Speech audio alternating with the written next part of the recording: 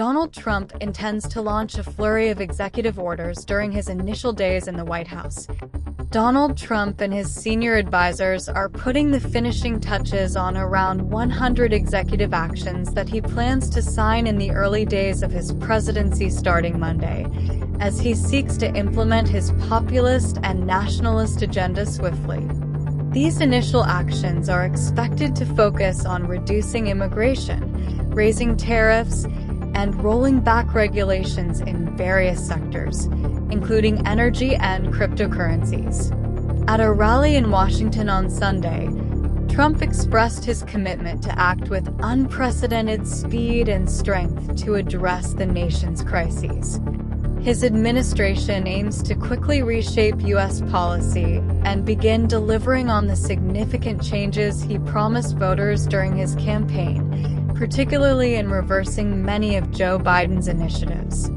According to Stephen Myrow, a former official from the George W. Bush administration, the strategy is designed to create a sense of urgency and disorientation among opponents, reflecting the extensive preparation that has taken place over the past 4 years.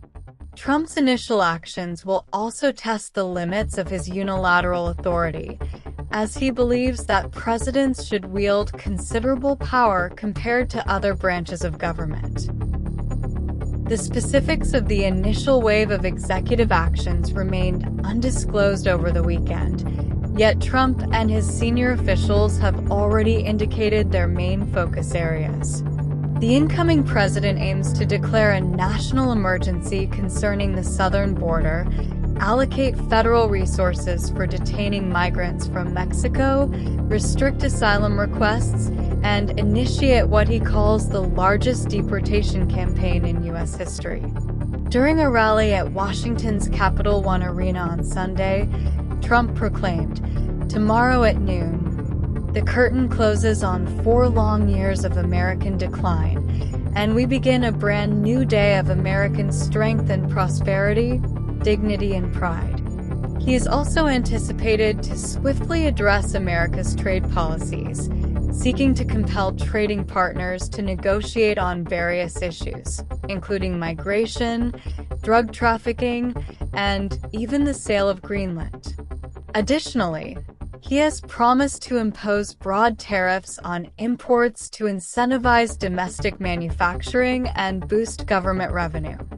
In recent weeks, Trump's advisors have explored options for gradually implementing tariffs, targeting specific critical sectors like energy and defense. However, some, including his former and incoming trade and manufacturing advisor Peter Navarro, are pushing for immediate high tariffs on all U.S. imports. Trump may utilize the International Emergency Economic Powers Act to swiftly impose these tariffs, and his team is actively investigating this approach. On the first day of his second term, Trump's primary focus in foreign policy is likely to be the implementation of the ceasefire agreement between Israel and Hamas, aimed at halting the conflict in Gaza. Analysts suggest that he may also issue executive orders and consider new sanctions against Iran, intensifying the enforcement of existing measures to exert maximum pressure on the Iranian government. Additionally, Trump's administration is strategizing on how to engage with Syria's transitional government, which is associated with the former al-Qaeda group Hayat Tahrir al-Sham. While some U.S. allies advocate for lifting the terror designation on Syria and the group, Trump's team is cautious about acting too hastily. During his campaign, Trump promised to end the Russia-Ukraine conflict on his first day, but he has since indicated a desire to resolve it within 6 months. In the meantime, he will utilize funds allocated by last year's Congress to continue military support for Ukraine, though it seems unlikely he will approve another aid package once those resources are depleted.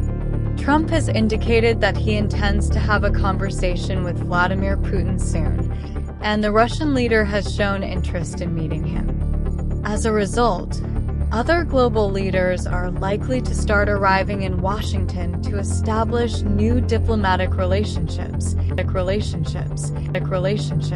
In line with his commitment to promote American energy dominance, Trump is expected to take swift action to support the U.S. oil and gas sector. Among his initial executive orders, he plans to instruct the federal government to reduce regulations and eliminate all restrictions on energy production imposed by Biden. Additionally, he aims to immediately restart licenses for major liquefied natural gas export terminals, a move that has been a point of contention since Biden suspended new permits last year. Trump's agenda is also likely to include reversing Biden's vehicle emissions regulations, which he has criticized as an insane electric vehicles mandate, and reopening protected lands in Alaska for drilling. Miro noted that he's aiming for maximum shock value.